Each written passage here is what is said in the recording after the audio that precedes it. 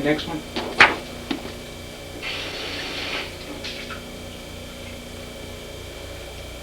All right, next one.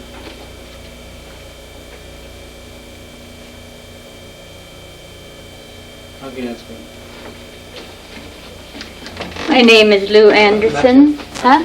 Not yet? Okay, you tell. Get a little. Get some big. My name is Lou Anderson, and I live at Grand Portage, Minnesota. What you see here before you is an artifact collection made by the Indians. We have collected this for about 15 to 17 years. How we got started on this is the first one I found. We were duck hunting in this area, which is the South Fall area, which is the headwaters of the Pigeon River.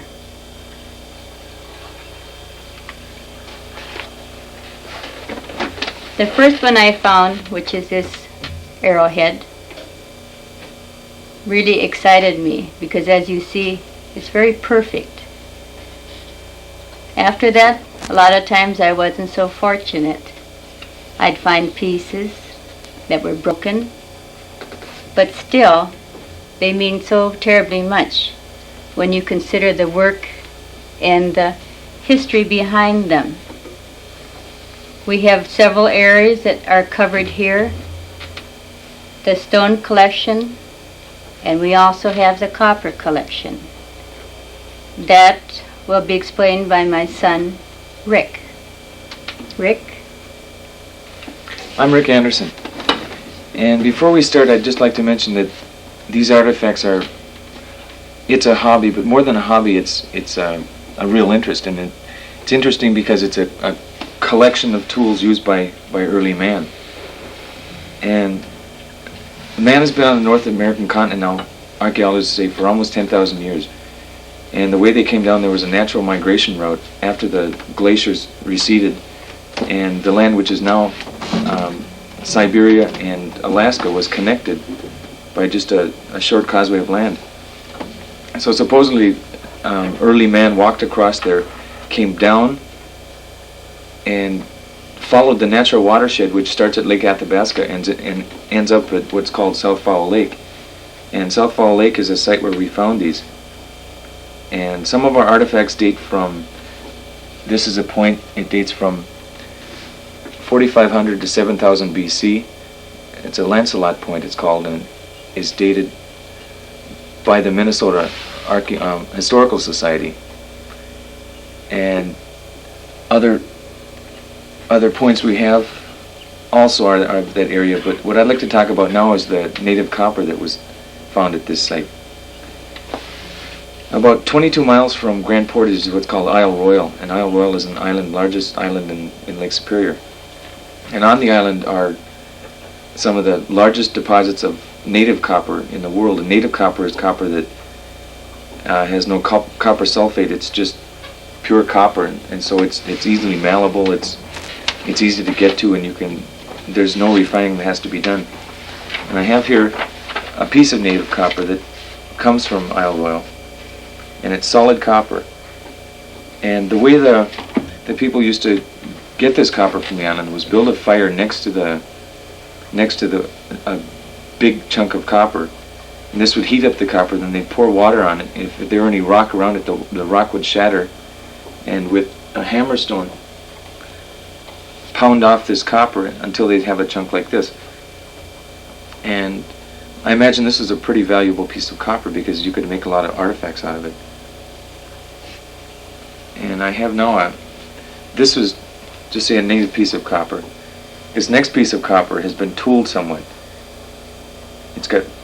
It's edged, and you could tell it was being made into an artifact, till eventually it possibly could have become, say, a spear or a much larger knife like this. And again, part of the fun of collecting is speculating as to how these were used. This has a handle on it that has a hook on it that you could tell was probably used for say a shaft of bone or a wooden handle. And it's fun to visualize. Maybe this knife it was really shiny and may have had a nice bone or wooden handle on it. And other artifacts used, this has been in a fire somehow because it's been tempered and it's bent. But this has a little cutting edge on it. And again, its use, I don't really know what the use is, but there was a lot of wildlife around here, and that's how the people lived. They would kill these animals and use them for their hide, they use them for meat, and that was their livelihood. So this could have been used for, because it's easy to hone down an edge on this copper and it would hold.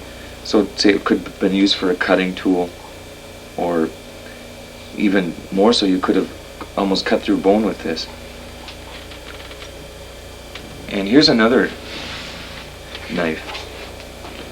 And this knife is interesting because if you follow the theory that the first native people to North America came down from Siberia, today there's the Eskimos that are still up there. And they have a knife which is similar to this. It has a crescent shape like this. And this knife even today is usable. To where if you're going to take a hide, you can simply peel it like this. Whereas with a knife, it's much more work, and this way it's more effortless. And I know you could have gotten a really sharp edge on this too. And this is kind of an unusual. The Minnesota Historical Society classified this as, they call it unusual socketed fishhook. But it's got a socket on it, which probably would have been socketed to a piece of wood somehow and used as some kind of a gaff. And other examples we have of gaffed fish hooks are these, which are pretty big fish hooks. You can catch a big fish with this. And if this would have been gaffed, there probably would have been a shaft somehow, and then it would have been bound to the shaft to where you could use it in the spring to gaff fish. And here's another long point. This has another shaft. It's fluted on the end. So a shaft would have been inserted where my finger is and either thrown or used somehow with a bow. And these are good examples of shafted points. It's much like arrows you buy today. It's got a point to it, and then it's got a shaft, and the shaft would have been inserted like this, and we've got quite a few of these.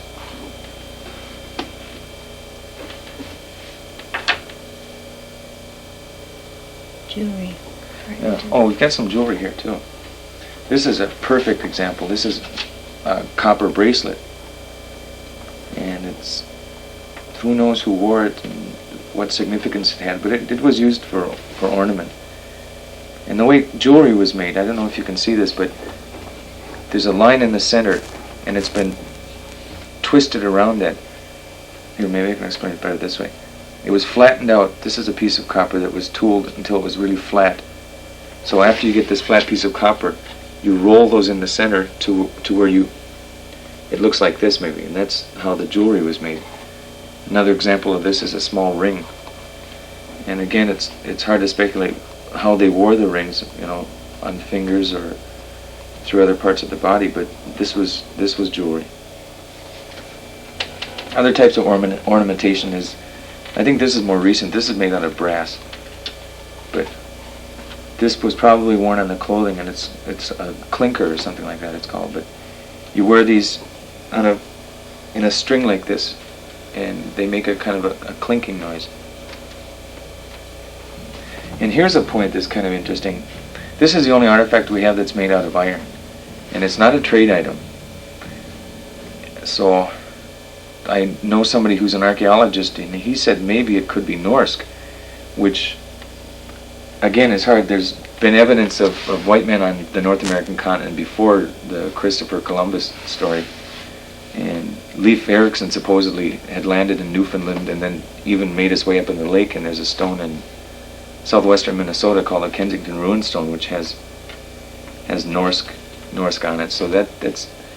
this is authentic, but I'm not really sure if this is or not. I'm going to send this into the university. But this has the same kind of design. It has a shaft, as you can see here. And the same concept is this, that's also shafted.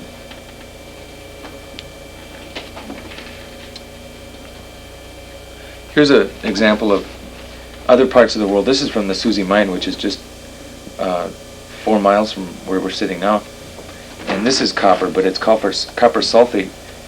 And they had no technology, so to get the copper out of this rock, you'd have to crush it and process it. So they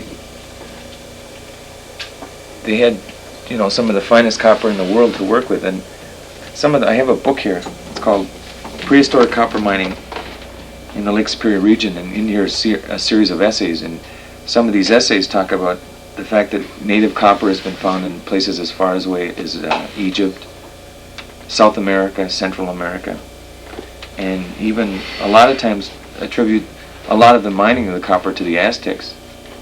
But so far, there's not any evidence to support this, because there's 1.5 billion pounds of copper taken from the Isle Royale area, and they found very little of it.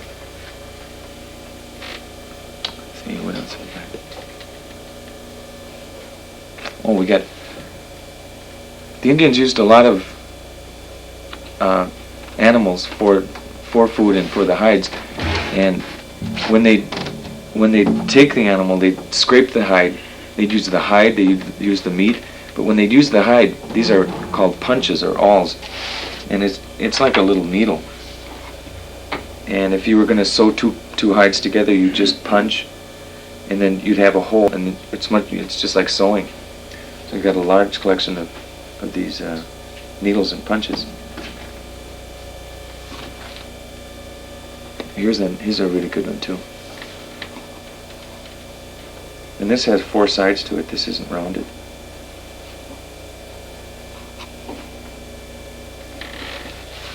I guess that's it. Is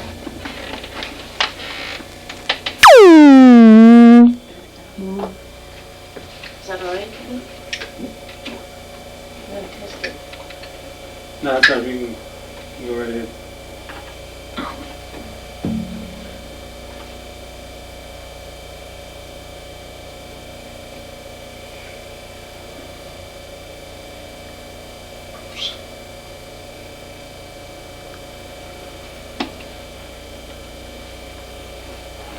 I'd like to show you this one tool that we have here. It's our oldest tool. Ricky made a referral to it a short time ago. This is called a Lancelot spear point. You can tell about the authenticity of it. If you'll notice, it has the parallel flaking extending across. And you can see how that differs from the more recent thing where they would chip on the sides and would chip underneath. Ricky will show you later how that was accomplished too. This dates back to 3,500 to 7,000 years before Christ. These have been found in the remains with the bison, that some of them are now extinct in the plains regions.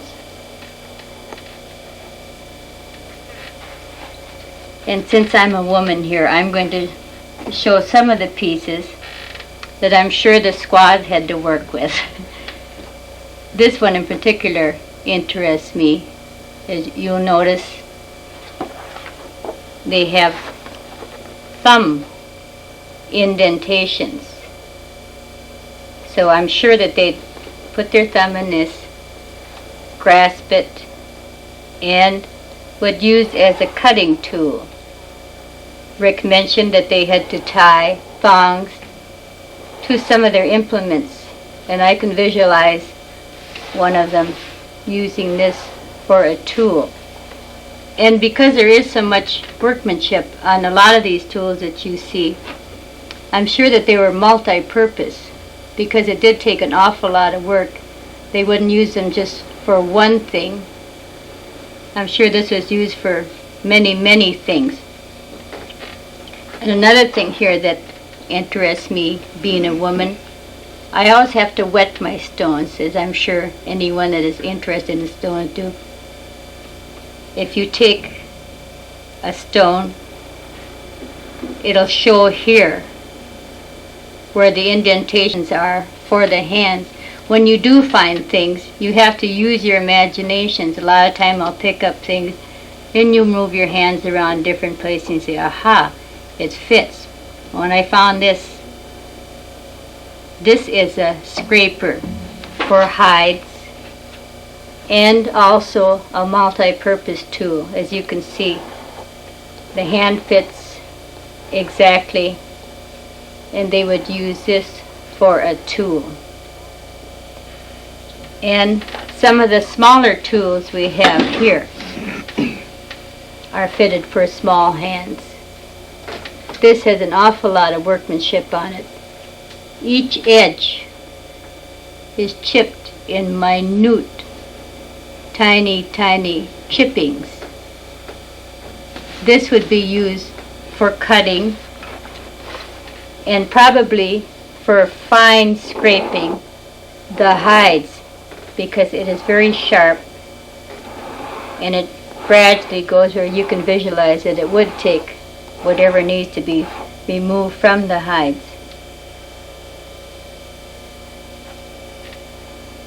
And here's an interesting piece here. This is unusual rock. You can see where they have run into a flaw. So instead of finishing both parts, they would utilize what there is here and finish off the edges and still have a complete tool. And some of the, what we call the chips, when you'd find these, you'd think they wouldn't be much. But if you look closely, they are all worked, they are all flaked, and again, I call these my squaw tools because they're very sharp and they would do the fine work. This is a very interesting tool. It shows the ingenuity of the peoples. They worked into the natural bends, natural flaws, whatever you have on a rock. This one even has the curvature of the rock. And they utilized all sides of it. Maybe you can see it better this way. For the curvature. This is one of our more recent finds. This is from the Devil's Track Lake area, which is 7 miles from Grand Marais. And the workmanship is very crude in comparison to some of our older pieces. And why? We don't really know. If they were busy, if they were on the move, if they're at war, didn't have the time. You just have to use your imagination a little bit on that. And some of the other tools that you see here, you'd probably walk right by them. Unless you have to use your imagination a lot. But as you can see, some of these were probably just natural things that they would find. But they didn't have to do any work on this. And your ends were there, your handhold was there. So you can see, again, I use my grip and my imagination to see that they would use these as a tool. This one is similar.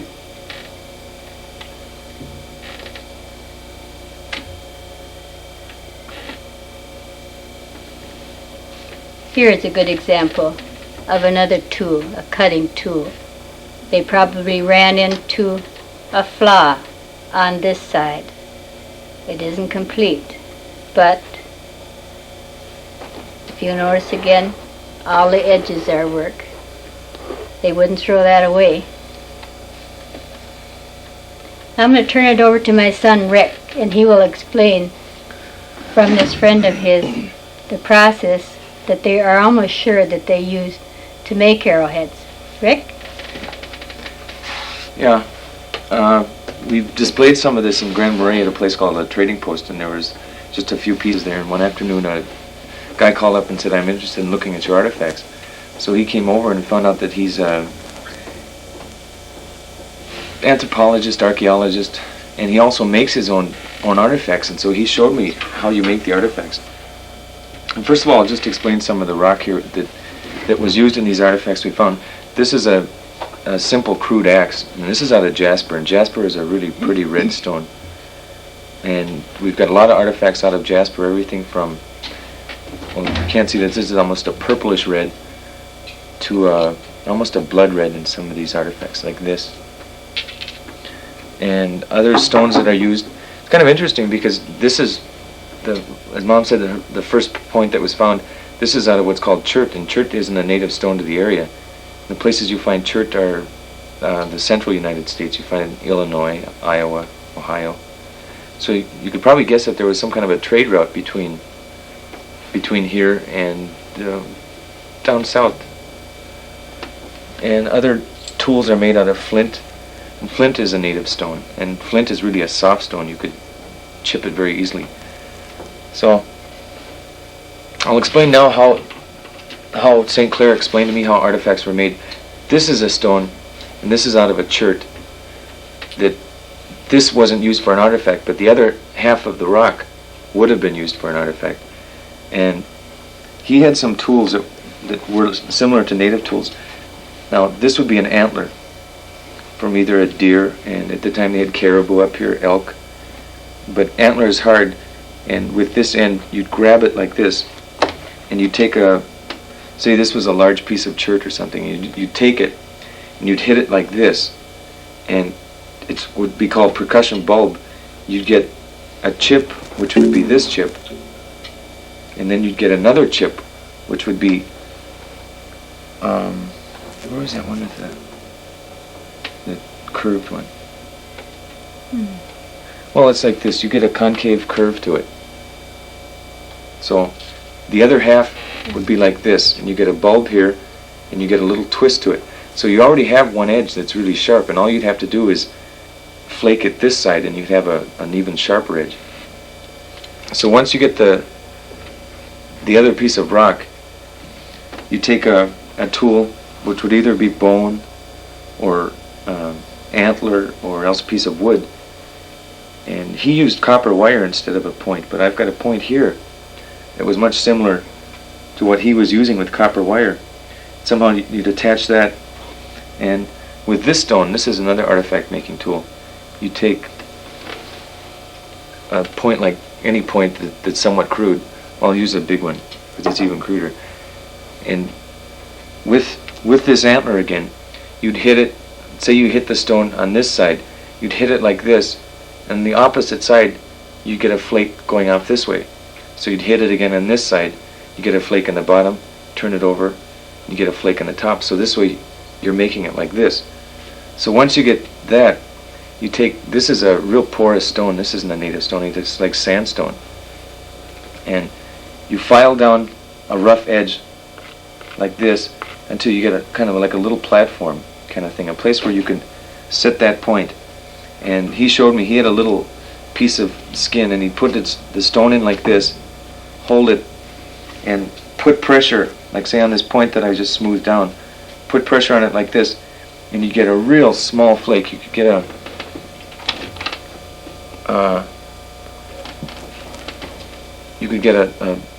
just a paper thin flake that would ripple all the way across.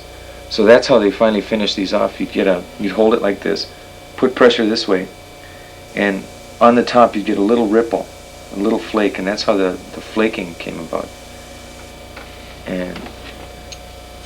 But that's why this again is the Lancelot point is so unusual, because the flaking is so perfect. You get a perfect flake that starts on this side, It ripples all the way around to the other side, and it's perfect. They're all parallel flakes like this. So as the tools, like say this is our oldest, as the tools get more recent, they get more crude. It seems like here's a more recent point, and this is really crude. So it's hard to say why they got more crude, but the older the point, it seems, the more perfect the workmanship. So others examples of here's another good example of how you get a concave effect, and this would have been hit off a piece of rock that was like this. So you hit it directly here, and this would have flaked off. You would have ended up with a piece of rock like this. And this side wouldn't be used, and this side would. But other artifact making tools I have, which is this is a small hammerstone, and you can tell this has been hit for either chipping or else making that percussion bulb. But here's a stone here too that you could tell was used for grinding. It's easily held in the hand, and you can tell it was rubbed. If you can see it this way, you can see that it's been worked this way, and it's also been worked this way, so it was either ground like this or else like this. And it could have been used for grinding wild rice. It could have been used for grinding meat, something like that. And this is an axe that was used. This is out of flint as well. And this is a beauty, and I'll turn this back to Mom because she's got a good story that goes along with this, but this is a real beauty. Ricky talking about the story. I've been looking in this area for so long, and this was a new area. And the boats had been going through this area for so long, and we were duck hunting. It was a stormy day, and I thought, well, I'll just go down into the cedar swamp and look around. And with the film you can't notice the discoloration in the flint. But I was looking and I spotted this one little thing that just didn't look right there. And I looked down and I started digging, and I pulled this perfect specimen, a flint knife, which is very old. This is almost prehistoric, up. And I also almost lost my cookies. I was so excited. And this is really, really quite a find. You can see where the canoes through the years and boats have made indentations. They're still aluminum. I thought it was silver at first, but it is aluminum sliding over here. And in this area, there are so many places that we haven't looked. And this was one of them. So this year I'm going up and I'm looking every place, because I just never thought there'd be anything in this area. And a lot of the areas are covered with water. The headwaters of the Pigeon is controlled by a dam at the end of this. They're used to float logs. And the water fluctuates. And if we're finding all of these things, I mentioned surface find before. That means that you don't have to dig for them. You can look and see them. But if the water ever would go down in this area, say they released a couple of the logs from the dam, you can just imagine what you would find if we were finding this with the surface find and just a little digging. There is one area up there that is quite interesting. You wonder why all of these things have lasted so long through the centuries. We have one area that we're finding the copper in, and the clay up there has a perfect preservative in it, and as it does for some of the rocks. Ricky has made vases and cups that have not been fired up there, and I'm sure you could drink out of them and you could probably cook out of them. And this one area is where all of this is so well preserved. I'm going to turn it over to Ricky now, and I think from here we'll go into some of the voyageurs things. Yeah, the voyageur period, most of this is it predates the Voyageur things by almost 1,000 years. But back in the 17th century, the fur traders from Montreal would come up to Grand Portage, and from there they would go on, like I said, this natural watershed that the native people followed down, and they'd go up and they'd be gone for a year at a time, come back with furs, and then rendezvous at the post over here. But some of the artifacts that they used to use, that they would trade with the Indians, are these barbs. Now this is made out of wrought iron. This is about 250 years old, and the voyageurs would carry a pack of these, 92 a pack, and this is what they'd trade for furs. This was a trade item at the time, and the Indians in turn would again spear beaver, spear fish, use it as their tool. And these are two beauties that Dad found. This is a smaller spear, and I've seen examples. Minnesota Historical Society has a series that they would use a stick like this, and then they'd lash about 4 or 5 of these barbs like this to the bottom of a post, and then they'd spear fish. So that's how these items were used. And this again is a real deteriorating example of that bigger spear.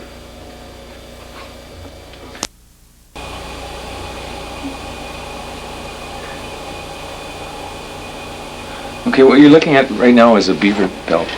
And the beaver pelt at the time of the Voyageur was probably the most sought after commodity in this country. And the reason was because fashion in Europe dictated that high hats were the rage and everyone was wearing furs. And so during the 200 years, almost 150 years that the Voyageurs were here, their basic commodity was furs. And as I pointed out before, these are the barbs that were traded with the Indians. And these in turn would be used, rather than trapping the beaver, they used to spear beaver. And it didn't really matter how many holes were in the beaver itself, because there was like a felt made out of the beaver. Other trade items we've got here these are pipe stems. And just about everyone in that time used to smoke a long pipe, and the pipe was long and had a little white bowl, and they were made out of clay. And these were found at the fur trading post itself in, I guess it was 1970. Well, in 1972 I was working at the post on construction, and we were digging foundations, and every once in a while you'd find these pipe stems that apparently was a dump area. And here's parts of the bowls here, and other parts of the stockade that were found is a pewter spoon. And while I was digging too, I found some, some of the beads these were found at the stockade, but these are what the Voyageurs traded as well for.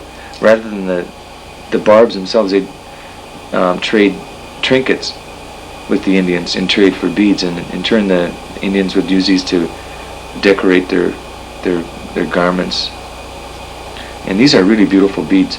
This is a hand-blown glass bead, and it's red with little white spots on it. And this is another bead that's just black, but that's blown glass as well.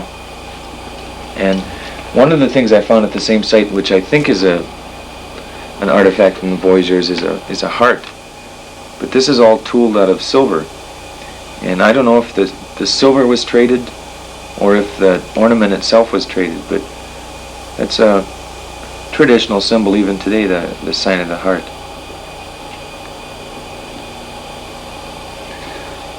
So that's a collection, and we have some really nice stone artifacts over here, but it's fun to collect, like I said before, because it's not so much a hobby, but a real insight into what man was 7,000 years ago to 250 years ago. And these are old artifacts, and I'm sure artifacts of today are going to be like beer cans and flip tops and things that we use every day. And these are what man used every day about 1,000 years ago. That's it. I mentioned this before, and I showed this.